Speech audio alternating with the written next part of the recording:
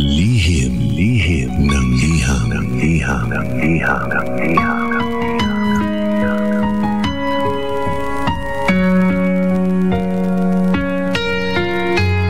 Mahal kong Lindsay. Lindsay! Tawagin mo na lang akong Gabe. 26 years old at nagtatrabaho bilang isang computer programmer sa isang government office. Lindsay, sumulat po ako dahil alam kong matutulungan mo ako sa problema ko.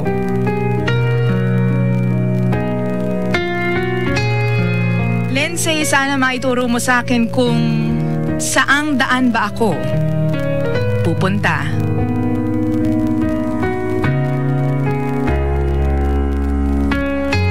Pangga, Rocha and I have been together for more than 3 years. Yung unang taon namin was very challenging dahil masyado akong demanding sa maraming bagay. Alam ko naman, Pangga, na yung mga gusto kong mangyari are too much for my girlfriend. Lindsay, gusto ko palagi niya akong sinasabihan ng mga gagawin niya. Kailangan, alam ko rin palagi kung sino ang mga kasama niya. Kapag pupunta sa mall, mag-grocery man o tatambay lang, kailangan kasama ako palagi. And even sa mga reunions, Pangga, wala man ako sa gathering nila, ay kailangan hintayin ko siya at ako ang mag-uuwi sa kanya sa bahay nila. Bawal ang ibang lalaki, ha? Hindi ko gusto kapag may ibang lalaki siyang kinikwento sa akin. Hindi rin siya pwede maging close sa ibang lalaki bukod sa akin. Aminado naman ako, Lindsay, na masyado akong overacting sa mga bagay na ito kay Rocha. Pero Pangga, I needed to do that dahil ilang beses na akong niloko ng mga past girlfriend ko because I was so nice to them. To the point na okay lang sa kanila kahit na masaktan ang feelings ko. Kinailangan kong gawin yon kay Rocha dahil pakiramdam ko, ito lang ang makakapag-ayos ng relasyon namin. Dapat malinaw ang rules at dapat kaming dalawa lang sa mundo namin.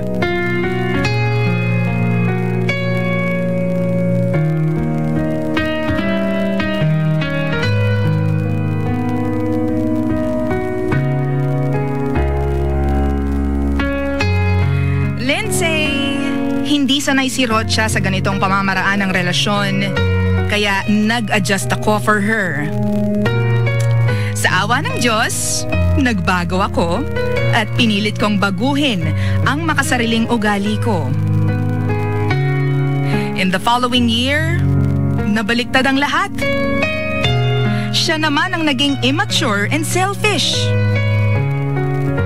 Ginawa niya yon nung malaman niya na kinokontakta rin ako ng last girlfriend ko at nakikipagbalikan siya sa akin. Madalas na akong pinag-iisipan ng masama ni Rocha. Naging mahigpit siya sa akin. Ayaw niya nang nalilate ako sa pagsundo ko sa kanya dahil kung hindi, sari-saring paghihinala na ang naiisip niya tungkol sa akin. But despite all this, nanatili ang buong pagmamahal ko sa girlfriend ko, Lindsay. And I assured her na siya lang ang mahal ko. Alam mo, sa totoo lang, Lindsay, na-e-enjoy ko ang pagiging selosan niya at pagiging selfish niya pagdating sa akin. Dahil for the first time, naramdaman ko na may isang babae na takot na mawala ako. Sa totoo lang, Lindsay, tuwang-tuwa ako kapag pinagdadamot niya ako sa ibang tao. Ramdam ko kasi na may babaeng nagpapahalaga sa akin bilang nobyo niya.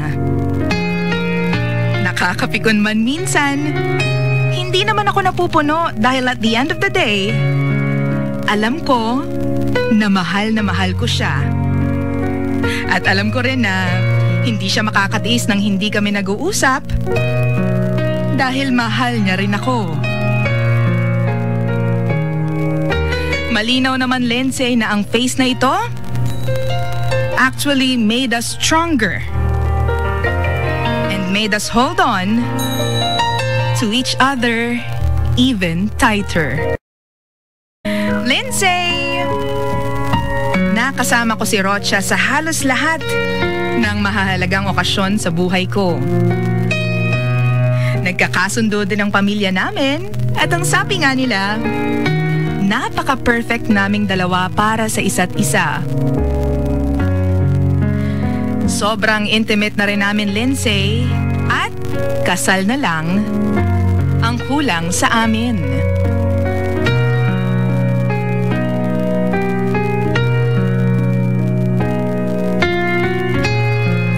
Pero Lindsay, during the last year of our fairy tale romance, naging mas matindi ang mga naging away naming dalawa. Nag-umpisa kaming magtalo tungkol sa oras ko, sa responsibilidad ko sa pamilya ko, sa trabaho ko. Nagsiselo siya tungkol sa mga kaibigan ko at ultimo yung maliliit na bagay sa nakaraan ko ay sinusumbat niya sa akin. Nakakalungkot isipin, Lindsay, dahil nagsasakita na kaming dalawa both emotionally and physically. Napagbuhatan ko siya ng kamay nang minsan akong inakusahan ng girlfriend ko na nakikipagkita ako sa ex ko. Ilang beses ko sinabi sa kanya na hindi totoo lahat ng yan. At nang napikon ako sa kanya, ay parang nagdilim ang paningin ko. Sinampal ko siya dahil punong-puno na ako sa kanya, Lindsay. Sa galit niya rin sa akin, ay pinagbabato niya ako ng mga kung anong nakita niya doon sa kusina. Mga pinggan, mga baso. Tinamaan ako, Lindsay, at pagkapa ko, ay duguan na rin ang noo ko. Matapos yun, hindi kami nag-usap. Hindi kami nagkaayos tulad ng dating nakasanayan namin.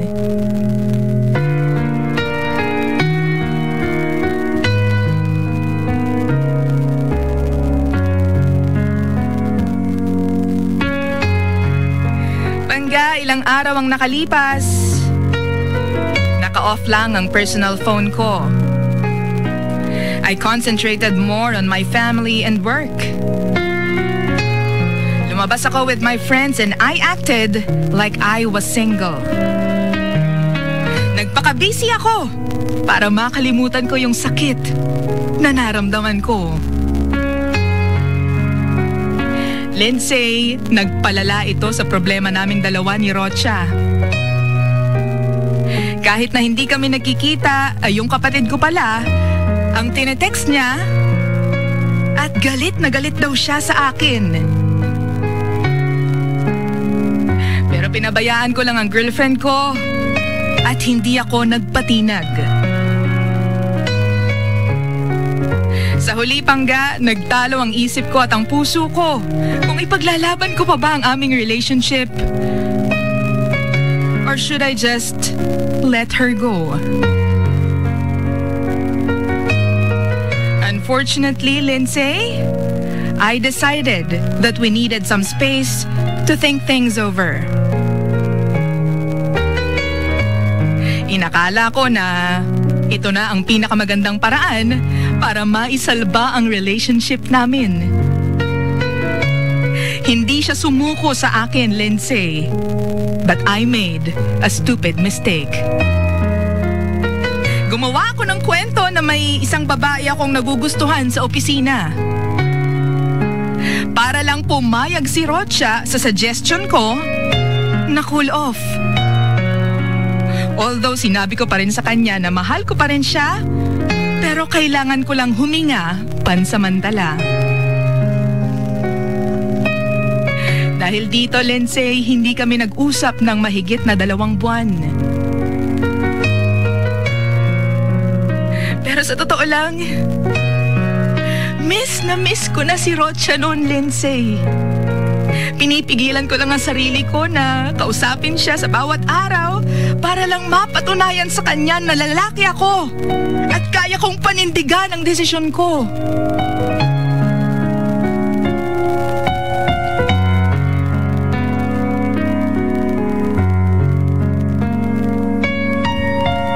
Isang araw, nag-message sa akin si Rocha. I was so excited to open her text. Pero Lindsay, parang gusto kong ibato ang hawak ko ng mga papel at sumigaw ng malakas sa opisina nang sabihin niya sa akin na may bagong boyfriend na siya who saved her from extreme depression. Hindi ko alam, Lindsay, pero pakiramdam ko ay may sumabog na bomba sa mukha ko.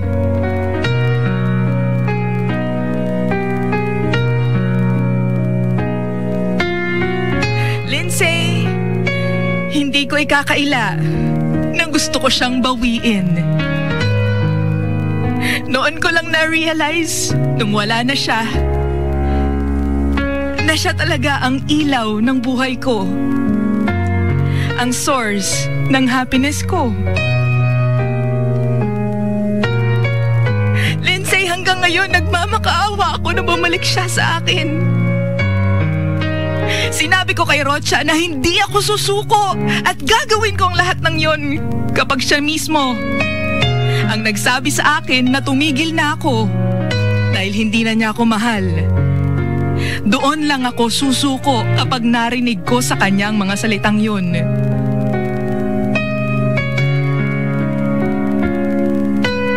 At alam mo, Lindsay, kahit sabihin niya pa yun sa mukha ko, Lindsay, hihintayin ko pa rin siya forever.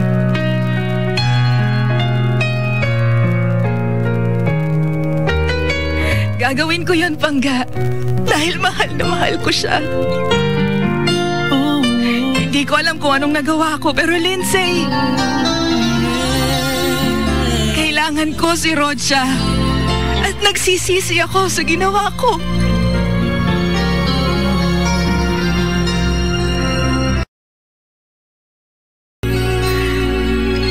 Dapat ko pa bang suyuin si Rocha para magkabalikan kami?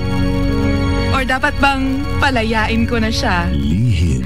Sana po matulungan ninyo ako dahil labis kong pinagsisisihan ang ginawa kong katangahan, Lindsay.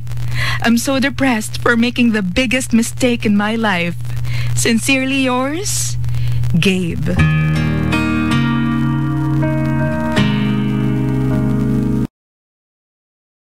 Isang girlfriend nyo sa radyo. Ako po nag-iisang si Lindsay.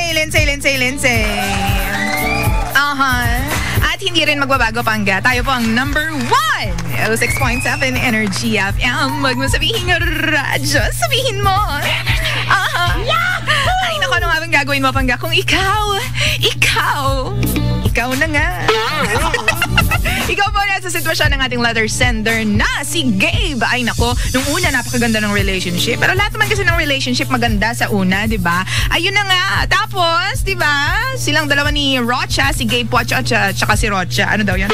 Si Gabe po ito at saka si Rocha, ha? Pero nung tumagal, ayan, tulad ng relationship ng iba dyan, sa una matamis, pero nung nagpa-progress na sila ay nagkakasakitan na, alam mo yun, hindi lang emotionally, ha? Pati physically, Pangga. Oo, yun na po ang nangyari sa kanilang dalawa. Tapos, di syempre, mataas ang pride nitong si Kuya Pangga. Hindi kagandahan na sign ito sa relationship, di ba? Ay nako, oo. Nagpanggap. Oo, ito si Gabe. Nagpanggap siya na meron siyang ibang nagugustuhan sa opisina, Pangga. Kaya naman labis na nasaktan ang puso ng ating girlfriend. Oo, yung girlfriend po ni Gabe, si Rocha, Pangga. Oo, hindi ko alam kung ba't ganyan yung naisip nitong si Gabe, diba? Dahil gusto niya kasing parang pahabulin yun yung kanyang girlfriend. Ayun na nga. Tapos nung gusto na niyang balikan si Rocha, ang nangyari, si Rocha na ngayon ang nakahanap ng bagong boyfriend. Ay, nako, ang hirap ng ganyang sitwasyon in all fairness sa ating lahat. Pero, ano nga bang gagawin mo kung ikaw na sa ganyang sitwasyon? Na-experience mo na ba yung ganyang, setup sa buhay? Ay nako, kung na-experience mo na yan, dapat i-text mo ako pangga 0977-7178-186. Ang sabi po ng iba mga texters natin, si John po ito, baby ko, good PM, DJ Lindsay. Hay nako kuya, sinaktan mo siya dati, hihiwalayan mo, tapos ngayon gusto mong magbali ka na naman kayo. Mga lalaki naman talaga, palayain mo na si ate, kuya. Sana mabasa mo to, thank you so much. Number 1 po kayo dito sa Montalban, Rizal. Salamat! Ito ang sabi naman po nitong isang texter po natin. Sabi ni Tella ng Quezon City, ang may papayo ko kay kuya, ayusin niya muna sarili niya at mga obligasyon niya sa work, family at iba pa. Napakadaling sabihin na kayang maghintay ng isang tao pero mahirap panindigan. Kaya kuya, sa palagay mo ay maaantay mo si ate girl at willing ka magantay ng barko sa airport. Go push mo na yan. But if not, move forward. Diyan mo na lang siya maging masaya at sana maging masaya ka na rin. Sabi po yan ni Tella ng Quezon City. Ang sabi naman po ni Christian, DJ Lindsay, ito lang po yung masasabi ko po ha, Brad, payo ko sa'yo, hiwalayan mo na yung girlfriend mo. Agad-agad. Promise ko sa'yo, mas madali kang makaka-move on kung iisipin mong nagawa ka niyang o nagawa niyang makipagsakitan sa'yo. Ganun ba yun? Alam mo Brad, ganyan din kami ng girlfriend ko noon. Pero nung napag-isipan ko na hindi maganda palang ganyang sitwasyon, lalo na kung ipagpapatuloy nyo yan, buti pa magpakapagod ka muna sa pagkalalaki. Gaya ko, yan ginawa ko, kaya ha. Masaya ako ngayon. Parang tawang-tawa siya sa ginagawa, no? Si Christian. Ewan ko sa'yo, marap ka kaya ng kausap. Si Justin mo lang ginagawa ngayon. Kausapin mo kaya to? Parang hindi siya nakatambay dito sa booth namin. Nakakaloka. Mamaya tatapatan na naman niya ako ng electric fan. Si Eva po ito ng Sampaloc. Oo, may umuugong. Malakas siya. Oo. Si Eva po ito ng Sampaloc. Gandang hapon, Lindsay. Babebe ko. Ano to? Babebe kasi itong si kuya eh. Nilunok po pala yung pride niya. Sana tuloy na wala na siya. Palayaan mo na lang dahil may mahal na siyang iba. Okay. So madali lang yun. Palayain agad. Ay nako, puro ganun po nangyayari sa buhay natin sa mga oras na ito. Palayain. Sabi, let go, mag-move on. Ikaw bangga, ano ba ang masasabi mo? Halika na, mag-comment ka na. Ay nako naman talaga pangga, mag-comment ka na 0977-7178-186. Again pangga 0977-7178-186. At syempre naman pangga, pwede ka mag-comment via Facebook, facebook.com/DJ Lindsay 1067, DJ LINDSAY 1067. Alright, halika na ang oras natin, 2:53 na po nang nagmamagandang hapon. At syempre naman sasamahan kita all the way till 4 in the afternoon. Ngayon pong araw na ito ng Friday. Yeah, it's Friday because you know, I'm so social kaya. Dito ka lang bangga, dahil social ako, eto, patugtugin po natin si Jovit Baldovino. Ay nako, ika'y mahal pa rin. Alam ko naman, kinakanta mo to kapag naiisip mo yung ex mo, pangga, diba? Naku, aminin mo na, wala namang mawawala sa'yo kapag inamin mo sa akin na, alam mo, Lindsay, mahal pa rin kita at hindi kita makalimutan. Sana bumalik ka na sa akin, Lindsay. Promise. Baby ko, na-miss mo ko. Sorry may ginawa lang kasi yung mga mama dito kanina, yan tuloy. But still, ako pa rin po nag-iisang girlfriend mo sa radyo. Ako pa nag-iisang si Lindsay pangga. At tayo pa rin po ang number 1, 6.7 Energy FM. Huwag mo sabihin radyo, sabihin mo Uy pangga ha, ano na nga bang gagawin natin kung tayo po ang nasa sitwasyon ng ating letter sender na si Gabe? Mag-give up ka na lang ba pangga? O ipupush mo pa ang pagmamahal mo doon kay Rocha? Si Rocha na girlfriend mo na, alam mo yon, mahal na mahal ka naman, pero dahil sa pride mo, nag-imbento ka pangga ng kwento na meron kang gustong ibang babae. Yan tuloy, yung pusong nagdurugo na ni Rocha. Talagang, alam mo yun, na-depress pati puso niya, kaluluwa niya, at saka yung spirito niya pangga, na-depress na ng bonggang-bongga. At ang kembot humanap na siya talaga ng iba. May ibang boyfriend na siya sa mga panahong ito pangga. At di ba nga, ito nga si Gabe, talaga naman pong ginagawa daw po ang lahat para bumalik sa kanya si Rocha. But, I don't know if it's too late na for him. Too late na nga ba? Ano nga bang gagawin mo pangga kung ikaw nasa sitwasyon niya? Mag-give up ka na ba o ipaglalaban mo pa rin ang pagmamahal mo sa kanya? Punta po tayo pangga sa mga comments po natin ngayong hapon na ito. Ang sabi po ni Juancho ng Pasig, matapos na ipakita mo ang pagiging makasarili mo, ngayon mo ipaparamdam sa kanya na hindi lang sarili mo ang mahal mo. Ipaglaban mo siya, pangga. Hindi ganoon kadali nakalimutan ka niya. Mahal ka pa rin ni Rocha. Yan po ang sabi ni Juancho ng Pasig. Ang sabi naman po nito, isang walang pangalan. Matuto kang manindigan sa sinabi mo kung nasa katwiran ka, pero kung hindi, matuto kang magpakumbaba. Kahit pa pinagbintangan ka niya, hindi mo dapat siya sinaktan nang gumawa ka ng kasinungalingan na nakipag-cool off ka para mo na siyang pinatunayan, no? Para mo na ding pinatunayan ang hinala niya sa'yo. There's no such thing as cool off. You're just sugarcoating the word break up. Woo! Ganon. Sige na nga. Oo nga, diba? Tsaka para sa akin yung word na cool off, parang ano na yan eh. Parang ano na yan eh, bridge na yan, o tulay na yan, papuntang break up. Isang kilometro na lang, break na kayong dalawa. Diba? Yung mga cool off na ganyan. Alam mo na eh, kapag cool off, pinapractice nyo nang mawala sa piling ng isa't isa. Ganyan. Pinaglololoko nyo pa ako. Hay naku, pangga. Pareho silang may mali kasi pride ang pinairal nila sa relasyon. Kailangan magpakumbaba, hindi yung nag-aantayan sila kung sino yung susuko. Tapos, magagawa ng kwento na kesyo may babae siya, malay mo sa babae, ganun din ginawa, vice versa, diba? Wow, grabe ka naman. Oo, bakit hindi mo siya puntahan at mag-usap kayo ng puso sa puso? Sayang naman yung pinagsamahan ninyo. Kung ano ang resulta ng pag-uusap nyo, trying to move on. Ganon talaga ang buhay. Pakibati naman po dito sa MB Team Shop, kina Angelo, Cynthia, Tess, at sa lahat po ng mananahi. Hello! Kamusta po kayo dyan?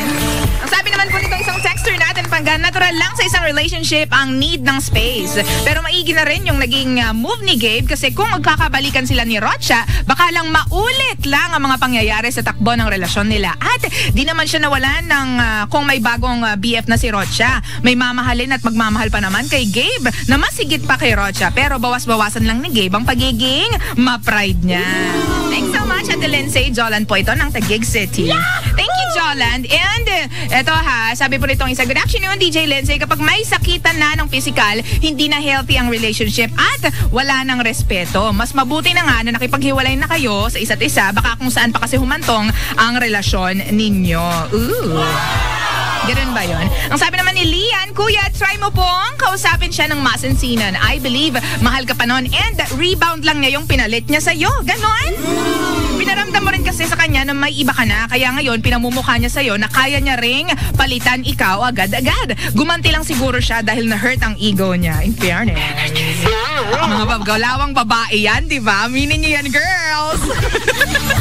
Alam natin ang mga ganyang effects sa buhay, mga kababaihan.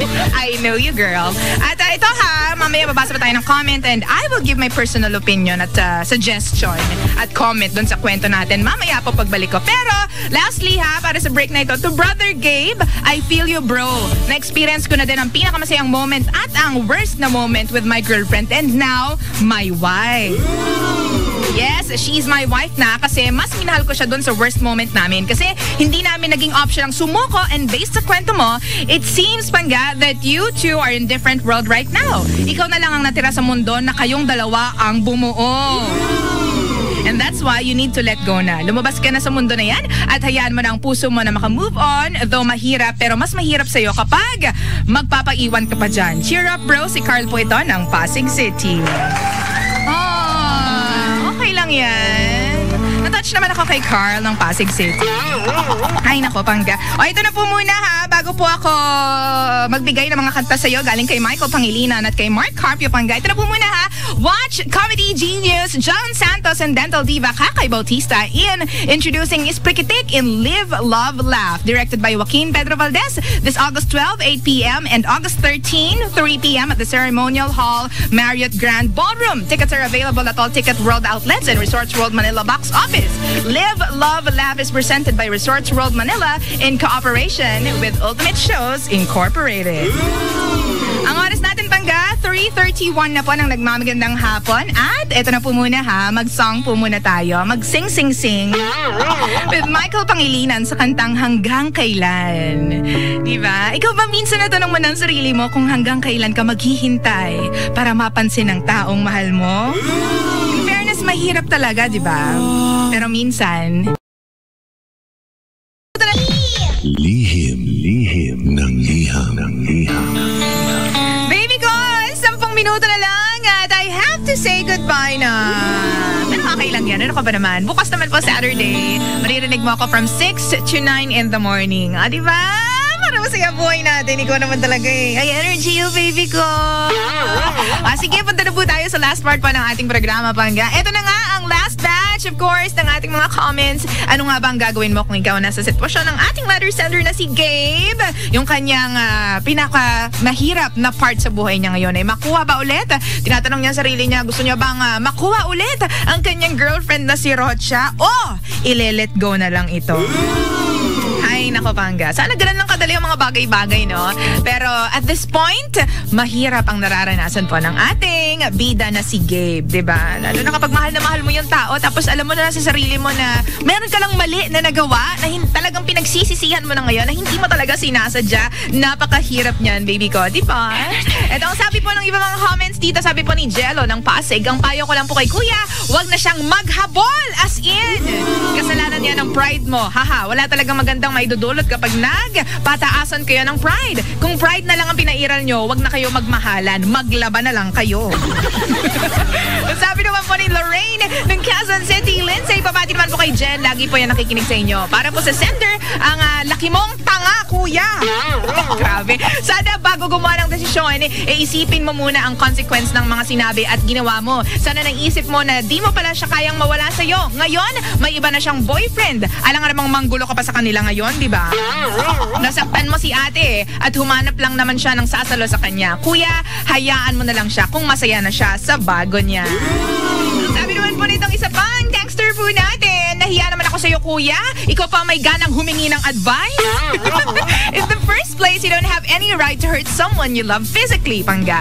BF ka pa lang niya. What more kung asawa ka pa? And to the point, ikaw pang tumakas sa kanya after what happened, di ba? If I were you, just let her be happy with someone whom you think much better than you. O, di ba? O baka naman yung sinasabi niya, oo, yun na nga yun. Ay, naka. Mag-focus ka na lang sa life and career mo and be a man, bro. May mga kapatid ka rin sigurong babae, bakla lang ang nananampa.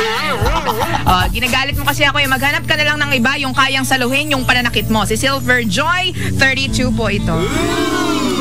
May point lahat ng inyong mga komento, Pangga. Wala naman po mali at sinasabi natin dito, lahat naman po ng opinion ay accepted dito po sa lihim ng liham, di ba? Nagbibigay tayong advice at iba-iba rin naman ang perception ng tao sa mga bagay-bagay. Now, kung si Lindsay ang tatanungin, Pangga, here's the thing. Charota, di ba? Ay, nako. Di ba totoo naman, Pangga? Oo, I know you will agree, Pangga, kung sasabihin ko na totoo naman na nare-realize po natin kung gaano ka-importante ang tao kapag nawala na sila. Diba? Sabi rin niya ni Jervic Daliva, ni J.R. Mendoza, Michael Amida, Roel Vitore ng Paco, Manila. Hello sa inyong mga. Diba? Minsan totoo naman kasi, Pangga, diba? Na nagiging kompetensya natin, Pangga, yung mga taong mahal natin sa maraming bagay. O, diba? Yung pamilya, mga kaibigan, even though meron silang trabaho, minsan yun ay nagiging kompetensya pa rin natin sa buhay natin. Diba? Yung mga ganyan eh. Oo. Pero alam mo, kung yan ang mga gagawin mong sentro ng selos at gagawin mong issue ang lahat ng bagay sa inyong dalawa ng jowa mo, good luck naman, di ba, sa relasyon ninyo. So, para ka lang kumuha ng isang malaking bato tapos pinukpok mo sa ulo mo. Di ba? Pinagtatalunan natin kung gaano kadaming oras yung ibibigay natin sa isa't isa. Yan palagi, Pangga, yung nagiging problema na magjojowa nowadays, di ba? Gusto mo lagi mo siyang kahawak, kayakap, kasama manood ng sine, ganyan. Feeling nyo naman ang dami yung pera. Di ba? Pero ang totoo niyan, Pangga, napaka-konti lang ng oras na meron tayo kung tad-tad ka ng responsibilities. Lalo na po yung mga batang may karelasyon ngayon. Aminin nyo, yan talaga yung problema natin. Di ba? Alam mo naman ako, bata din naman ako. Totoo, Pangga, na yung physical presence importante sa relasyon. Totoo naman na kailangan makasama mo yung taong minamahal mo every now and then. Pero sa demanding, Pangga, na panahon at challenging na mundo na meron po tayo ngayon, Pangga, eto, you have to hear this. Kailangan natin maging mas understanding at maging mas mapagbigay sa mga partners natin. Promise yan. Diba, minsan nga kasama na natin yung mga jowa natin pero ang isip natin, wala naman dun sa moment na yon. Diba? Naliligaw yung moment na yon, naliligaw yung ating emotions, yung isip natin, malayo sa jowa natin. Diba? Ang totoo niyan, eto hindi naman talaga yung haba ng oras ang importante, kundi yung quality ng time, yung amount ng pag-ibig ang importante, Pangga. At ito pa, last na to, Pangga. Promise, ito pa, ang dami ko kasing paniniwala sa buhay. Kapag nag-challenge tayo, ito yung mga may karelasyon ngayon, may boyfriend ngayon na kaholding hands yung mga girlfriend nila. Diba kapag nag-challenge tayo sa relationship natin, lumalayo tayo lalo na kapag nasaktan tayo. Pag alam mong natatapakan na yung ego mo, dito, gumaganti tayo at nagpapahabol tayo sa mga mahal natin dahil meron nga kasi tayong pride detergent. Diba? Diba? Ganyan kasi yung ginawa Ganyan yung ginawa ng ating bida na si Gabe. Diba? Dapat siya ang mag-sorry sa'yo, dapat siya yung manuyo. Pero ang totoo, ang dalawang taong nagmamahalan, hindi dapat nagpapataasan. Bagkus! Nagpapababaan yan, Pangga, ng yabang sa katawan. Ganun dapat. Dapat walang yabang, walang pride kapag nagmamahal ka. Diba? Kakalimutan mo nga ang lahat kapag in love ka Hindi ko maintindihan kung saan yung ginagamit, nasan yung pride ninyo, saan ninyo hinuhugot Pa naman kayo, diba? Dahil kung pareho kayong mayabang at kung walang bababa sa inyong dalawa, Pangga, walang maayos na problema. Ganon yun. Magkikim-kim lang kayo ng galit sa isa't isa hanggang sa maghiwalay na kayong dalawa. Kaya madaming bitter, Pangga, sa mundo, di ba? Kasi hindi ninyo pinag-uusapan ng mga bagay nang dahil sa pride. Ginagawa nyo lang issue pero hindi nyo talaga ino-open sa isa't isa kung ano ba talaga ang problema. Sa point na ito, hindi ako naniniwala, Pangga, na mahal ka ni Rocha ng sobra. Oo, promise, naniniwala ako dyan. Hindi ka ganon kamahal ni Rocha. Ikaw din, hindi mo ganon kamahal si Rocha. Bakit? Kasi ang totoong nagmamahal, inaayos ang problema. Hindi sumusuko, di ba? Ang tanga mo lang kasi, kuya, totoo naman yung sinabi ng letter sender. Sumangers ka kasi. Di ba? Mag-imbento daw ba na meron kang ibang babae na nagugustuhan? Tapos para makaganti sa'yo, syempre, nasaktan yung ego ng babae. Di syempre, para gumanti siya sa'yo, diba? Jumawa na siya ng iba. Totoo na to. Kung totoo man nga na meron siyang jowa ngayon, baka naman pinapasakitan ka lang niya ng buwanggang-buwangga, diba? Naniniwala din ako, Pangga, na hindi ka ganon kamahal ni Rocha. Kasi kung mahal ka niya, maghihintay yan. Ikaw din, kung mahal mo siya, hihintayin mo rin siya. Maghihintayan kayo. Hanggang sa dumating yung time na mag-usap ulit kayo, tapos saka kayo magkaayos. Ganun yun. Diba? Ang babaeng nasasaktan, hoy! Sa mga may mga boyfriend ngayon sa mga babae ngayon na nakikipagrelasyon. Ito, tandaan natin to, Pangga, From a sister like me, like, oh my God. Diba? Ang babaeng nasasaktan ay hindi dapat sumusukob sa halik at yakap ng ibang lalaki. Ganun yun. Nakakaloka kayo, diba? Kung totoong may boyfriend na siya, ito gawin mo, Gabe. Irespeto na yung kanyang relasyon ngayon. Itigil mo na ang pagsunod sa kanya. Kasi malamang, tapos na ang oras nyo ngayon. Tapos na, it's over. Is it really over na? Kasi kung talagang gusto ko pa rin ni Rocha at mahal ka niya, hindi yan makikipagrelasyon sa iba dahil ikaw pa rin ang hahanap-hanapin niya. Nakipagjowa sa iba kung totoo man yun. Ano magagawa mo ngayon? Wala. Nga. Ginawa mo Diba? Ay, naku, Pangga, maraming salamat po sa pagtutok at pagkantabay po sa Lihim ng Liham, Pangga. Muli ako po nag-isang girlfriend mo sa radyo. Ako po si Lindsay. Gabe, sana nakatulong ako at salamat po sa lahat po na nag-comment sa atin pong problema ngayong hapon na ito. Again, kung meron po kayong mga stories na gustong i-feature dito po sa ating programa, Lihim ng Liham, isend nyo lang po yan. Lihim ng Liham 1067 at yahoo.com. Again, Pangga, Lihim ng Liham 1067 at yahoo.com, Pangga.